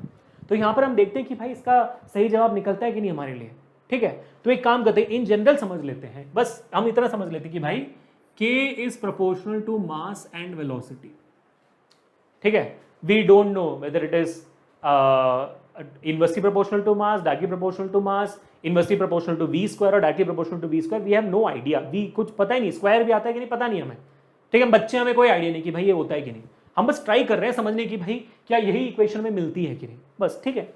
k का यूनिट क्या होता है, अभी हमने सीखा भाई ml²t/-2, ये हमारी k की यूनिट होती है। प्रोपोर्शनलिटी की सिंबल डालो आप यहाँ पर, ठीक है। m क्या है, m होता है कैपिटल M, मास ना कैपिटल M। इसके ऊपर हम सिंबल लगा देंगे a के ऊपर क्या डायमेंशन हमें पता नहीं, क्या वो स्क्वायर है, 1/2 है, -1/2 हमें पता नहीं, इसलिए हमने a लिख दिया। आप चाहो तो वहां पे x भी लिख सकते हो, कोई भी लिख सकते हो, फर्क नहीं, हमने a लिख दिया, ठीक है। अब v क्या है, v आपका होता है, आप जानते हो वेलोसिटी, तो वेलोसिटी की आपकी ऐसा यूनिट होती है, सॉरी डायमेंशन होता है LT⁻⁻1, है ना। तो हमने क्या लिखा यहाँ पर LT⁻⁻1 इंटू b लिख दी, क्योंकि b क्या नहीं पता ना, हमें डायमेंशन क्या नहीं पता, LT⁻⁻1 के ऊपर क्या है हमें नहीं पता, क्या स्क्वायर है, v रूट पे है, पता नहीं हमें, तो इसलिए हमने b लिख दिया, ठीक है। अब हम LHS और RHS के जो डायमेंशंस है उनको इक्वेट करेंगे, ठीक है। क्या करेंगे, equating dimensions on both sides, ठीक है बेटा, ऑन बोथ साइड्स। अब इक्वेट कर रहे हो डायमेंशन को, सिर्फ डायमेंशन को इक्वेट कर रहे हो, कुछ और नहीं कर रहे हो। तो यहां पर m का डायमेंशन क्या है, LHS में आपका क्या है भाई 1 है, 1 इज इक्वल टू, यहां पर क्या है a है, डायमेंशन क्या है a है, बराबर, ठीक है। यहां पर l क्या है, l का डायमेंशन क्या है, यहां पर 2 है, इक्वल टू यहां पर क्या है, ब्रैकेट से बाहर निकाल देते हैं इसको ताकि आपको और आइडिया लग जाए, है ना। एक काम करते हैं, इसको ब्रैकेट से बाहर निकाल देते हैं, तो ml²t⁻⁻2 is proportional to m पर a, ब्रैकेट से बाहर निकालोगे तो lb(t⁻⁻b), ठीक है, निकाल दें ब्रैकेट से ना, ठीक है। तो अभी आप लिख दोगे आराम से ऐसे, लिखोगे आप बढ़िया से कि मेरा l लेफ्ट हैंड साइड पे 2 है और वहां पर कितना है, b है सर मेरा, ठीक है, परफेक्ट है सर, ओके। अब बचा क्या आपका, t बचा है, तो t का पावर यहां पर क्या है सर, -2 है, और वहां पर क्या है, वहां पर -b है, अच्छा वहां पर -b है, तो नेगेटिव नेगेटिव कट गया, b इज इक्वल टू 2 बन गया, है ना, b इज इक्वल टू 2 बन गया, समझ में आ गया हमें। तो यहां से क्लैरिटी मिल रही है आपको, हाँ अच्छा सही लग रहा है, आप थोड़ा बहुत सही समझने लगे हम, मतलब क्योंकि यहाँ पर चीजें क्लियर हो रही होगी आपको। तो यहाँ पर बेसिकली क्या हुआ, अगर मैं इस इक्वेशन को दोबारा लिखता हूं तो मुझे क्या मिलेगा, ml²t⁻⁻2, है ना, तो m के ऊपर a था, v के ऊपर b था, है ना, उसी को हमने फोकस किया यहाँ पर। तो ये हमें लिखने की जरूरत है, सीधा हम फॉर्मूला लिखेंगे अभी, ठीक है। तो हमारी काइनेटिक एनर्जी की फॉर्मूला क्या बन जाती है, kinetic energy is proportional to m, a की वैल्यू क्या है सर, 1 है सर, तो m लिखो, a की वैल्यू 1 है, ठीक है। और v, b की वैल्यू कितनी है, b की वैल्यू सर 2 आई है सर, तो v²। तो क्या हमारा इक्वेशन बन गया, k is proportional to m, k is proportional to v², बन गया, मिल गया। देख रहे हो गाइस कैसे करते हैं, तो मैं दोबारा एक्सप्लेन करता हूं, हम अभी इसके बहुत एग्जांपल्स करें, क्योंकि ये आपके 11th के लिए और नीट के लिए ज्यादा इंपॉर्टेंट है, ये रिलेशनशिप करना ये ज्यादा इंपॉर्टेंट है, ये बहुत बहुत तरीकों में आता है, इसके हम बहुत सवाल अभी हम करने वाले हैं, ठीक है। तो ये सेशन देखो 1 घंटे से ज्यादा जाने वाला है, क्योंकि इसके बहुत एग्जाम्पल्स हमारे पास, ठीक है बेटा। तो यहां पर आपको क्या किया हमने, पहले हमने फॉर्मूला लिखा, आप उसको प्रोपोर्शनल सिंबल में रखो, या तो इक्वल टू k करके लिख के करो, k प्रोपोर्शनलिटी सिंबल को निकाल के कांस्टेंट डाल देना, वैसे करके कर लो, कि कांस्टेंट की वैल्यू हमेशा डायमेंशनलेस होती है तो फर्क नहीं पड़ता। फिर आप m के ऊपर जो भी वैल्यूज दी गई है उसके ऊपर a और b के ऊपर भी जो भी आपके सामने दी हुई है a और b करके चढ़ाओ आप, फिर आप वैल्यू डाल के सॉल्व करो, बात खत्म। एक एग्जांपल करते हैं ताकि आपको और क्लैरिटी मिल जाए, ठीक है। तो लेट्स ब्रिंग इट अप। चलो ये आपके सामने आ गया, establish the relation between P is equal to H rho g, ठीक है। P क्या है, प्रेशर है, hydrostatic pressure, normal pressure. H क्या आपका हाइट है, रो आपका डेंसिटी है और G आपका एक्सेलरेशन है, ठीक है। तो इन दोनों के बीच में हमें रिलेशनशिप निकालना है। हमें नहीं पता कि भाई वो रूट में है, डायरेक्टली प्रोपोर्शनल, इनवर्सली प्रोपोर्शनल में नहीं पता, वो हमें निकालना है, ठीक है। तो यहाँ पर तो हमारे लिए और सिंपल कर दिया इन्होंने, तो क्योंकि इक्वल टू में लिख के दे दिया, P is equal to H rho g है ना, सॉरी एच रो जी, ठीक है। तो सबसे पहले हमें क्या करना है, सबसे पहले हमें P is equal to H के ऊपर लगा देना है A, रो के ऊपर B लगा देना है डायमेंशन, G के ऊपर C लगा देना है डायमेंशन, जितने भी हो उनके ऊपर A B C हमने डायमेंशन लगा दिया। अब हम क्या लिखेंगे, अब हम लिखेंगे इनको इनके डायमेंशनल फॉर्म में, डायमेंशनल फॉर्म में लिखेंगे, ठीक है। तो अभी आपको डायमेंशनल फॉर्म पहले पता होना चाहिए। प्रेशर का डायमेंशनल फॉर्मूला पता है आपको, नहीं पता है तो सीधा लिखो उसका फॉर्मूला। प्रेशर का फॉर्मूला होता है force upon area, force upon area होता है। और फोर्स का हम जानते हैं ml टी पर -1 टी पर -2 होता है आपका फोर्स का formula, divided by area, area होता है L square, area is length into breadth तो L स्क्वायर। तो ये ऊपर जाएगा तो बन जाएगा आपका ml पावर -1 टी पर -2, ये हो गया आपका प्रेशर का फॉर्मूला, डायमेंशन फॉर्मूला, ठीक है। तो यहाँ पर लिख दो आप ml power -1 T power -2 equal to, ठीक है। h क्या भाई साहब, h है आपकी हाइट, तो हाइट तो भाई l होती है, तो l a, ठीक है। बस रो क्या है, डेंसिटी, डेंसिटी क्या होती है, मास अपॉन वॉल्यूम। मास क्या होती है आपकी m, कैपिटल M, वॉल्यूम आपकी होती है l cube, length into breadth into height ना, तो l क्यूब। तो ये ऊपर चल जाएगा तो बन जाएगा ml पावर -3, तो लिखो यहां पर ml पावर -3 इंटू b।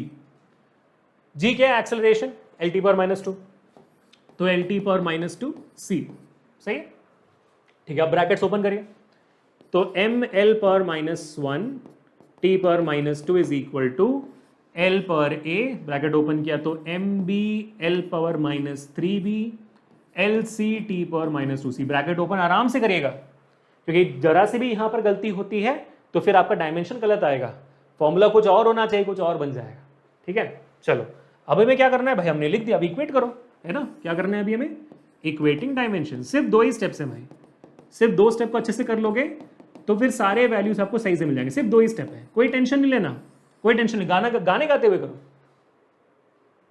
चांद सा रोशन चेहरा, जुल्फों सा रंग सुनहरा, बस गाने गाते करो, बढ़िया हो जाएगा, ठीक है। इक्वेटिंग डायमेंशंस भाई साहब, इक्वेटिंग डायमेंशंस, तो m का यहाँ पर कितना है भाई, m का अगर मैं डायमेंशन इक्वेट करूंगा तो m यहाँ पर 1 है LHS में, और RHS में कितना है भाई, RHS मेरा b है, तो b की वैल्यू तो सीधी आ गई 1 है सर, तो यानी कि रो आपका b1 होना चाहिए, परफेक्ट, ठीक है।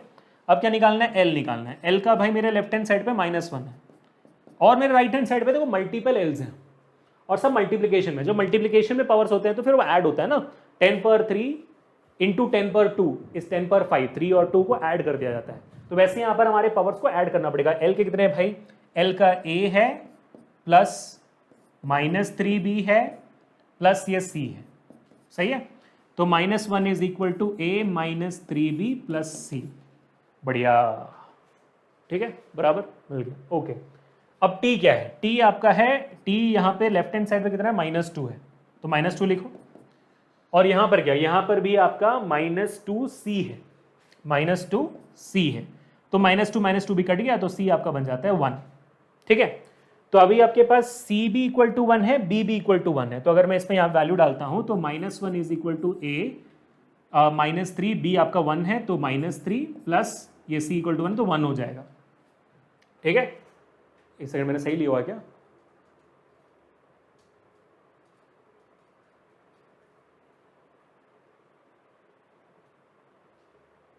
सही है, ठीक है। तो इसको अगर मैं थोड़ा और कहीं और लिख दूं क्या, इसको कहाँ लिखना है, यहाँ पे लिख देता हूँ, ठीक है। तो क्या बचेगा मेरा बचेगा -1 is equal to A, -3 plus 1 is -2, so a is equal to -2 वहां जाता है तो 2 - 1 हो जाता है, a इज इक्वल टू 1 आती है। ठीक है, तो मुझे हमें क्या मिला एंड में, a is equal to b is equal to c is equal to 1, सबकी वैल्यू 1 ही है, a भी 1 है, b भी 1 है, c भी 1 है। तो आपका जो फाइनल वैल्यू क्या होगा, so your p is equal to h पर 1 रो पर 1 g पर 1, खत्म। एक्चुअली में आपका प्रेशर का फॉर्मूला वही होता है, रो जी एच ही होता है। ठीक है, 11th ग्रेड में आप पढ़ोगे प्रेशर का फॉर्मूला तो रो जी एच ही पढ़ोगे।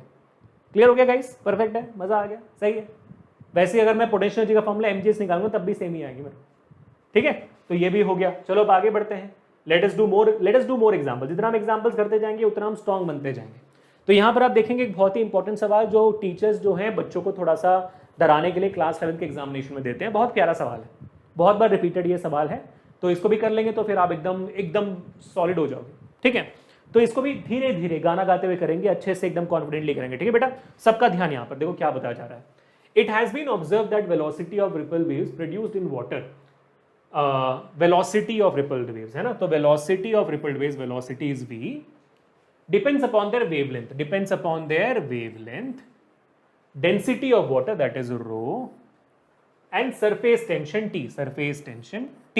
ठीक है, तो ये आपका डिपेंडेंसी, ये आपका बेसिक डिपेंडेंसी है। लेकिन कैसे डिपेंडेंट हमें नहीं पता, डायरेक्टली प्रोपोर्शनल, रिलेटेड और इनवर्सली प्रोपोर्शनल नहीं पता हमें, लेकिन बताया जा रहा है prove that v square directly proportional to t upon rho p। तो हमें प्रूव करना है कि भाई ये है सीन। ठीक है, तो बस इसका हम डायमेंशनल एनालिसिस करेंगे, निकालेंगे कि भाई इनके डायमेंशंस क्या क्या हैं, तो फिर मिल जाएगा हमें जवाब। ठीक है, चलो बढ़िया। इसमें बस एक ही कंफ्यूजन आपको होगी, वो कंफ्यूजन क्या होगी मैं बता देता हूँ यहाँ पर, जब पहले बता देता हूँ। वेलोसिटी का डायमेंशनल फॉर्मूला क्या होता है, वेलोसिटी का डायमेंशनल फॉर्मूला होता है LT पर -1, बस ये आप लिखो ध्यान से। और लैम्डा क्या है, लैम्डा तो आपका वेवलेंथ है, वेवलेंथ क्या देता है भाई, डिस्टेंस देता है, तो मीटर है तो L है। ठीक है, और रो क्या है, डेंसिटी है, अभी हमने सीखा क्या होती है डेंसिटी, मास अपॉन वॉल्यूम, तो आपका हो गया है L पर -3 है ना, ml पर -3 होती है मास अपॉन वॉल्यूम, मास m हो गया, L पर -3 आपका वॉल्यूम हो गया। फिर होती है T क्या आपका सरफेस टेंशन, क्या आपका T सरफेस टेंशन है। सरफेस टेंशन का शायद आपको फॉर्मूला ना पता हो, तो सरफेस टेंशन का फॉर्मूला होता है फोर्स अपॉन लेंथ। क्या होता है, फोर्स अपॉन लेंथ होती है। ये फॉर्मूला अगर आपको नहीं पता होगा तो आप ये नहीं कर पाओगे, लेकिन सरफेस टेंशन आप पढ़ोगे आपके 11th ग्रेड में, तो you don't have to worry about it, ये फॉर्मूला फिर आपको तब पता होगा। तो फोर्स अपॉन लेंथ की फॉर्मूला होती है, अगर आपको नहीं पता होगा तो फिर सवाल में दे दिया जाएगा, अगर आपके इनिशियल टेस्ट में आता है वो। तो फोर्स अपॉन लेंथ होगा, फोर्स का क्या होता है डायमेंशन फॉर्मूला, ml t पर -2 होती है, लेंथ l होता है तो l कट जाती है, बचा क्या mt पर -2। ठीक है बेटा, समझ में आ गया। तो ये डायमेंशंस हो गए। तो अगर आपको डायमेंशंस पता है तो आगे तो आप आराम से कर सकते हो, ये तो हमने सीख गया बेटा। v इज, तो ये प्रोपोर्शनलिटी सिंबल को इस बार बाहर निकाल देंगे, is equal to k lambda rho t कर देते हैं।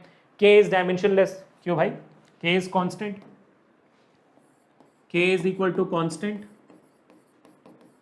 सो इट इज डायमेंशनलेस, तो उसे हमें इंक्लूड करने की जरूरत ही नहीं है, सीधा आगे बढ़ो, सीधा सो इग्नोर करो, आगे बढ़ो भाई सीधा। ठीक है, चलो अब सॉल्व करते हैं इसको प्यार से। सो v इज इक्वल टू इसके ऊपर लैम्डा के ऊपर a लिख देंगे, रो के ऊपर b लिख देंगे, t के ऊपर c लिख देंगे। क्या किया हमने, जो हमने पिछले सवाल में भी सीखा था, हमने सबसे पहले डायमेंशनल, हमने ये लिख दिया, उसके बाद डायमेंशनल फॉर्म में लिखना है। मैंने क्या करना है, डायमेंशनल फॉर्म लिख दो, डायमेंशनल फॉर्म में लिखेंगे, लिखो भी जल्दी से। v क्या है, LT पर -1, ये है आपका length to the power a, rho क्या है आपका ml पर -3 b, और t आपका है mt पर -2 c। ठीक है, तो हमें डायमेंशनल बेसिस में लिख दिया। अब हम इस ब्रैकेट को ओपन करेंगे, तो LT पर -1 इज इक्वल टू L पर a इंटू mb L पर -3b, आराम से ब्रैकेट्स को ओपन करिए, गलती मत करिए, into mc t to the power -2 से। ठीक है, आराम से ब्रैकेट्स को ओपन करिए, गलती बिल्कुल मत करिए, आराम से ब्रैकेट्स को ओपन करिए। ठीक है, तो अपने ब्रैकेट को ओपन कर दिया। अब क्या करना है हमें, अब हमें बस इसको इक्वेटिंग डायमेंशंस करना है, दूसरा स्टेप, बस इक्वेटिंग डायमेंशंस। अब देखो कितना इजी हो गया आपके लिए, तीसरा सवाल तक आपके लिए बहुत इजी हो जाना चाहिए। ठीक है, तो यहाँ पर सबसे पहले क्या करेंगे, सबसे पहले हम m का करेंगे, क्योंकि m सबसे पहले आता है ना हमारे फॉर्मूला में, तो m सबसे पहले फॉर्मूला में आता है। तो m यहाँ पर तो 0 है, लेफ्ट हैंड साइड में है ही नहीं m, तो m इज 0, तो लेफ्ट हैंड साइड में 0 है, और राइट हैंड साइड में क्या है, mb है और mc है, तो ये हो जाएगा b + c। ठीक है, परफेक्ट है। अब l निकालते हैं, l क्या है आपके इस साइड में, पावर 1 है तो 1, और इस साइड में क्या है, इस साइड में ये भी है और कोई, हाँ ये l भी है, तो a माइनस थ्री बी हो गया आपका, a माइनस थ्री बी आपका l हो गया। अब बचा t क्या है आपका भाई, t यहाँ पर -1 है तो लेफ्ट हैंड साइड है -1 which is equal to right hand side में कितना है भाई t सिर्फ यहाँ पर है -2c है और कोई t नहीं है ना, देख लेना ध्यान से, मिस आउट मत करना, गलत जवाब आएगा फिर, ठीक है। तो बेसिकली यहाँ पर m का क्या मिलता है हमें, b is equal to -c, ये मिल जाती है भाई, करने की जरूरत नहीं थी वैसे बट ठीक है। यहाँ पर क्या मिलता है मुझे मिलता है कि भाई a is equal to +3b, so a is equal to 3b मिल गया मुझे। कहीं पे मुझे कोई इक्वेशन मिल रहा है, हाँ तीसरे में मिल रहा है मेरे को, आप देखोगे नेगेटिव नेगेटिव कट जाता है, c बन जाता है 1/2। अच्छा तो c 1/2 है, c 1/2 है तो आप उसको यहाँ पर डाल सकते हो, b आपका बन जाएगा -1/2 है ना, c इज 1/2 तो b इज -1/2, c के बदले 1/2 डाल दिया, परफेक्ट है। तो b इज -1/2 तो ये आप फिर यहाँ पे डाल सकते हो, a is equal to 3 into B कितना है आपका -1/2, so that is a is equal to -3/2, perfect, a is equal to -3/2, सही है, बढ़िया। तो अब यहाँ पर इक्वेशन क्या बनता है, ठीक है, सही लिखा ना मैंने, कुछ गड़बड़ तो नहीं कर दी, अरे यार, अरे अरे अरे अरे यार, इतनी बड़ी बेवकूफ़ी देख रहे हो आप यहाँ पर, इतनी बड़ी बेवकूफ़ी, 1 यहाँ पर है ना, मैं सीधा जाके डिवाइड करते हैं भाई इसको, तो ये आपका a is equal to 1 + 3b होगा ना, ये तो भूल ही गया मैं, so a will be equal to 1 + 3 into -1/2, हाँ अब सही है, so a is equal to 1 - 3/2, तो कितना होता है भाई 1 - 3/2, 2 - 3/2, ये भी आपका -1/2 हो जाता है फिर, ठीक है, सही है, हाँ अब सही है, हाँ परफेक्ट, ठीक है, -1/2 सही, अब सही है, हाँ ठीक है। तो अब हम क्या करेंगे, अब इस इक्वेशन में वैल्यू डालेंगे, ठीक है, अभी इस इक्वेशन में वैल्यू डालेंगे हम, तो v is equal to proportional to alpha के ऊपर a था, तो a कितनी मिली है भाई आपको, a आपको मिली है -1/2, तो -1/2 सॉरी लैम्डा के ऊपर, फिर आपकी क्या थी भाई, रो थी ना, हाँ रो के ऊपर b था तो b कितनी -1/2, तो रो भी आपकी पावर -1/2, और फिर आपका t था सरफेस टेंशन यहाँ पे t के ऊपर c लगा हुआ है, तो c कितना है भाई 1/2, तो c कितनी है, c आपकी 1/2 है। तो बेसिकली ये क्या है, v इज प्रोपोर्शनल टू ये -1/2 डिनोमिनेटर में इसलिए नेगेटिव है, सो t सिर्फ ऊपर रहेगा, t is 1/2 divided by lambda minus से प्लस हो जाएगा 1/2 और रो 1/2, सही है, नेगेटिव से नेगेटिव मतलब वो डिनोमिनेटर में ना, तो उसको हमने नीचे ला दिया। अब 1/2 पावर क्या होता है, रूट होता है, so v is proportional to root of t divided by lambda into rho, 1/2 तो रूट होती है ना, अब इस रूट को लेफ्ट हैंड साइड को दे दो तो स्क्वायर बन जाता है, तो स्क्वायरिंग बोथ साइड्स सब करोगे तो v square alpha t divided by lambda rho, तो आप देखोगे इसको कि ये आपका जो भी इक्वेशन दिया था उसके इक्वल है, v square is proportional to t ऊपर लैम्डा रो, देख सकते हो। तो ऐसे आपको दुनिया में कोई भी चीज दिया जा सकता है कि भाई देखो ये और ये सब डिपेंडेंट है, निकालो इक्वेशन निकालो, कुछ भी दिया जा सकता है आपको, तो आपको बस 2 स्टेप फॉलो करने हैं जो मैंने बताया आपको। सबसे पहले फॉर्मूला को आप आपका जो भी आपने बेसिस लिया हुआ है उसको आप पहले डायमेंशनल फॉर्मूला के सेंस में लिखोगे, ब्रैकेट को ध्यान से ओपन करोगे, पावर्स को आराम से ध्यान से देखते हुए ओपन करोगे, उसके बाद फिर आप इक्वेटिंग डायमेंशंस करोगे, ये इजी पार्ट है। हार्ड पार्ट ये वाला है, ब्रैकेट ओपन करते वक्त आप डर सकते हो, डायमेंशनल फॉर्मूला याद नहीं रहा तो फिर आप नहीं कर पाओगे, तो वो हार्ड पार्ट है ना, तो आपको डायमेंशनल फॉर्मूलाज अपने मुट्ठी में रखना है, वो बहुत इंपॉर्टेंट है, ठीक है।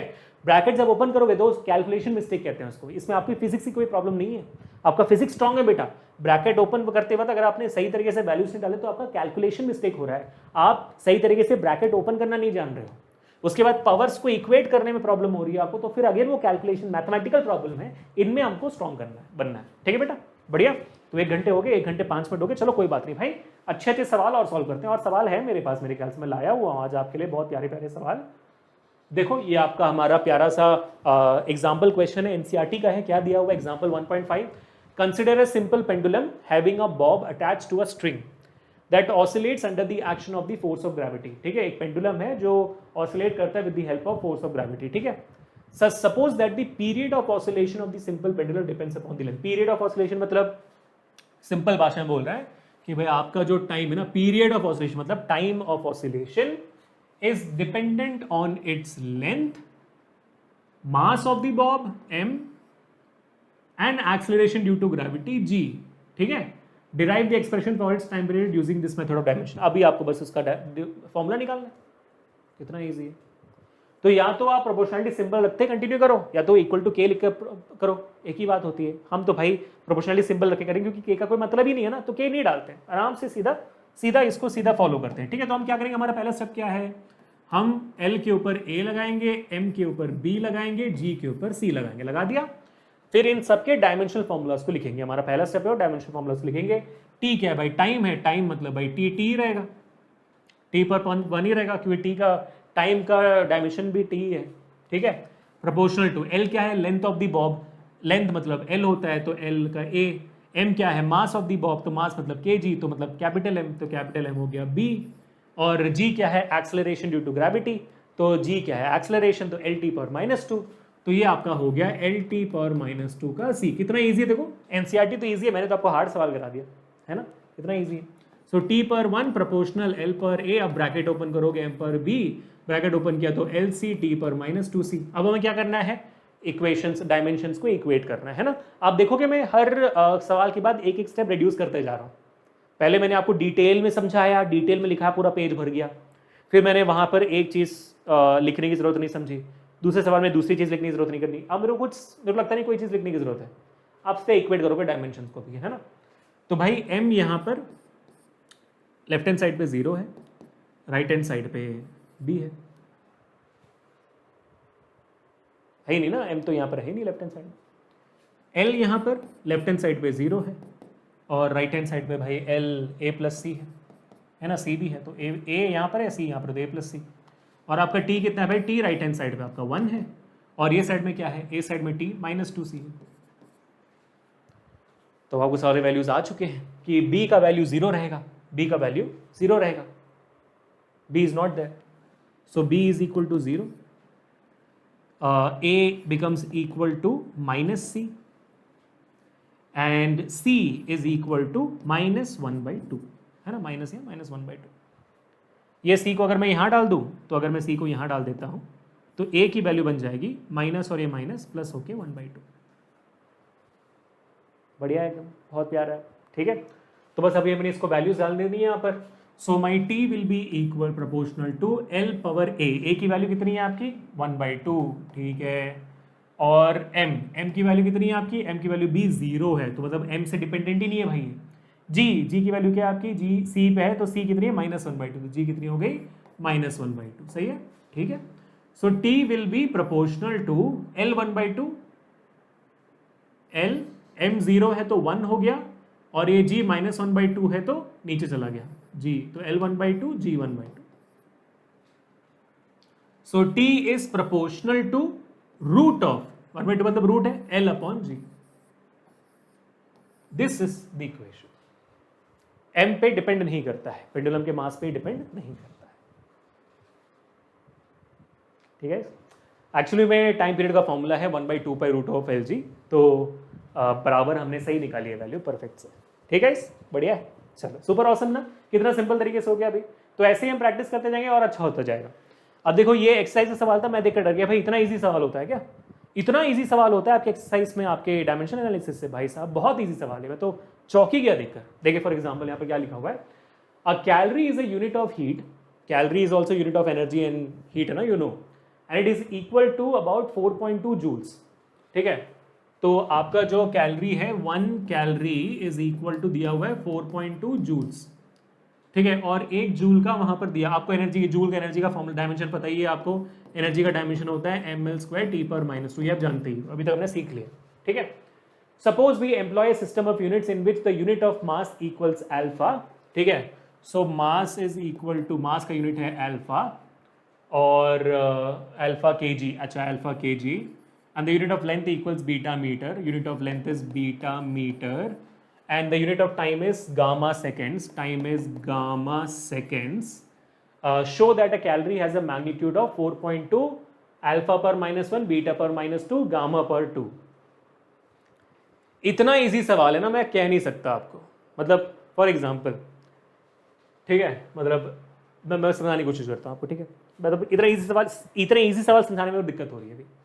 देखो होता क्या, हुआ क्या अभी यहाँ पर, 1 कैलोरी इज 4.2 जूल्स, है ना, 1 calorie is equal to 4.2 joules. अब जूल्स की यूनिट क्या सवाल में दी गई है, केजी मीटर स्क्वायर पर सेकंड स्क्वायर, आप जानते हो एमएल स्क्वायर टी पर minus 2। So 1 calorie is equal to 4.2 joules को मैं एक्सपैंड करूंगा तो क्या आएगा, केजी मीटर स्क्वायर पर सेकंड स्क्वायर, यही आएगा, ठीक है ना, बराबर है, परफेक्ट है, ठीक है। अब देखो बहुत सिंपल है भाई, बहुत सिंपल है। यहां पर हम क्या करेंगे, हमारा मेथड क्या है भाई, हमारा 1 जूल है इक्वल टू सम कैलोरी, है ना, 4.2 कैलोरी, फर्क नहीं पड़ता, 4 कैलोरी लिख देते हैं, कैलोरी, ठीक है। हमारा जूल का डायमेंशन फॉर्मूला क्या है, जो आपने लिखा हुआ वहां पर, ml स्क्वायर टी पर माइनस 2। अभी देख लीजिए भाई, ये भी हीट की एनर्जी की यूनिट है, ये भी एनर्जी की यूनिट है, तो दोनों साइड क्या होना चाहिए, ml स्क्वायर टी पर माइनस 2 होना चाहिए। इसलिए हम यहाँ करेंगे 1 1 1 लिख देंगे, यहाँ 2 2 2 लिख देंगे, सेम बात है, बात तो सेम है ना, ठीक है, बराबर है। तो अब यहाँ पर ये कितना भाई, 1 जूल कितना कैलोरी है, 4, तो 1 कैलोरी 4.2 जूल है ना, 1 कैलोरी आपका 4.2 जूल है, हाँ ठीक है। तो तो ये क्या हो जाएगा, डिवाइड बाई 4.2 हो जाएगा, बेसिकली डिवाइड बाई 4.2 हो जाएगी, हाँ ठीक है। तो ये या तो फिर ये 4.2 ऐसे लिख दो अब यहाँ पर, बराबर है, कोई इशू नहीं है, ठीक है। अब आप क्या करोगे, आप बेसिकली आप 4.2 को लिखना है तो लिखिए, नहीं तो डिसकंटिन्यू कर दिए, कोई बात नहीं। आप यहाँ पर अब बाकी चीज़ें लिख दीजिए। यहाँ पर क्या हो जाएगा, फिर यहाँ पर आपका हो जाएगा m1l1 टी पर minus 2 divided by m2l square T पर माइनस 2 हो जाएगा, परफेक्ट है, ठीक है। Which is equal to what, यहाँ पर आपका फिर आप ब्रैकेट को ओपन करोगे तो ये हो जाएगा आपका m1 upon m2 to the power 1, same चीज़ जो आप कर रहे थे, t1 upon t2 to the power square ना, टू द पावर, सॉरी ये l है, ये l to the power square, और t कितना है, t पर 1 t पर माइनस t पर 2, ये हो जाएगा पावर माइनस 2। तो सेकंड तो कट जाएगा, आपको पता ही है इस बारे में, बट ठीक है आगे बढ़ते हैं। यहाँ पर आपका जो m वाला यूनिट है, जो मास है, वो तो kg में रहेगा, kg में कोई डिफरेंस नहीं है, डिवाइडेड बाई यहाँ पर जो m2 है, जो मास यहाँ पर आपको कैलोरी के लिए लेना है, वो आपका कितना है, अल्फा kgs है, क्या आपका अल्फा kg है टू दी पावर 1, ठीक है। और लेंथ कितना है, लेंथ भाई आपका मीटर में होता है, और यहाँ पर कितना लेना है आपको, बीटा मीटर लेना है, तो बीटा मीटर स्क्वायर। t1 कितना है भाई, t1 आपका इन जनरल सेकंड होता है, t2 यहाँ पर कितना होगा, आपको लेना कितना है भाई, गामा सेकंड्स में लेना, तो गामा सेकंड्स आपने लिया टू दी पावर माइनस 2।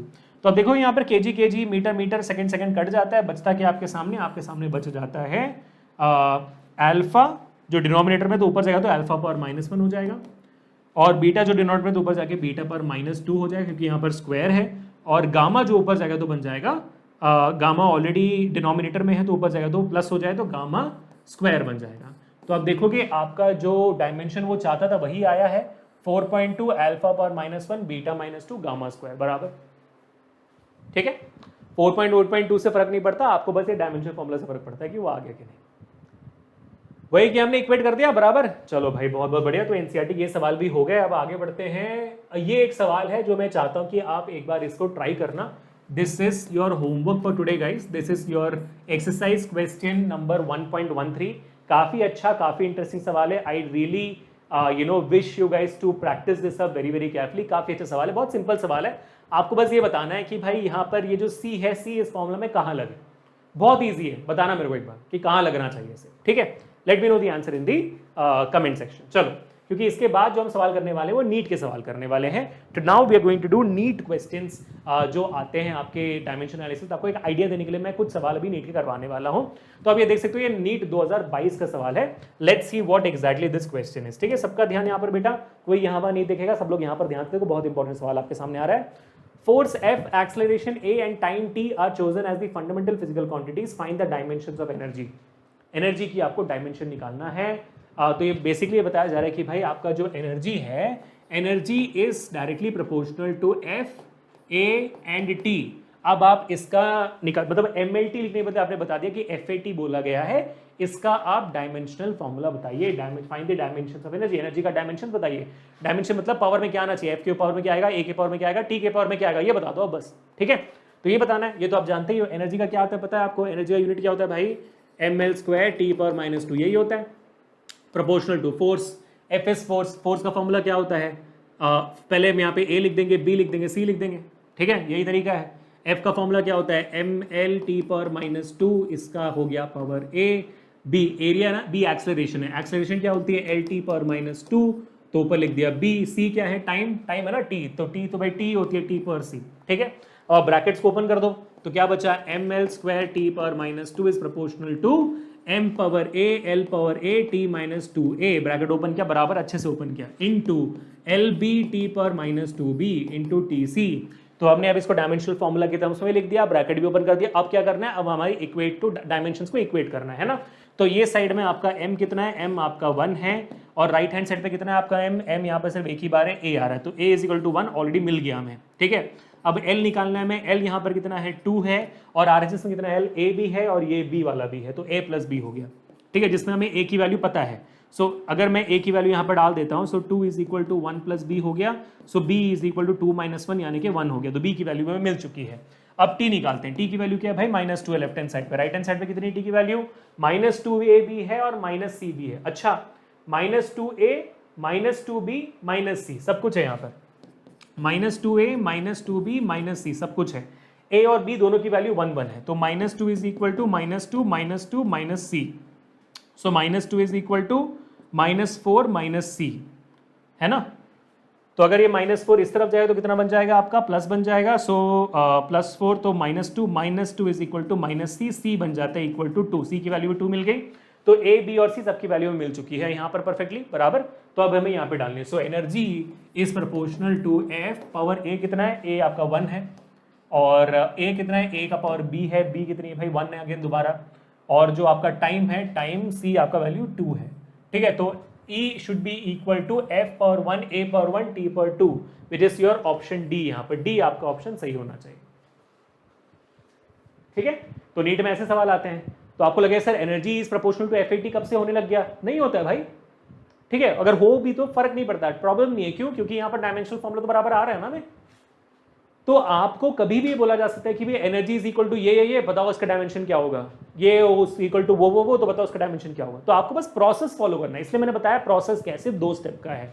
आपने लिखा भाई उसका वैल्यू a और b c लिख दिया, उसके बाद पहला स्टेप क्या है, उसको सारे डायमेंशनल फॉर्मुलास में लिखो, तो डायमेंशनल फॉर्मुलास में लिखा, ब्रैकेट ध्यान से ओपन किया, उसके बाद डायमेंशन को इक्वेट किया, बराबर, ठीक है।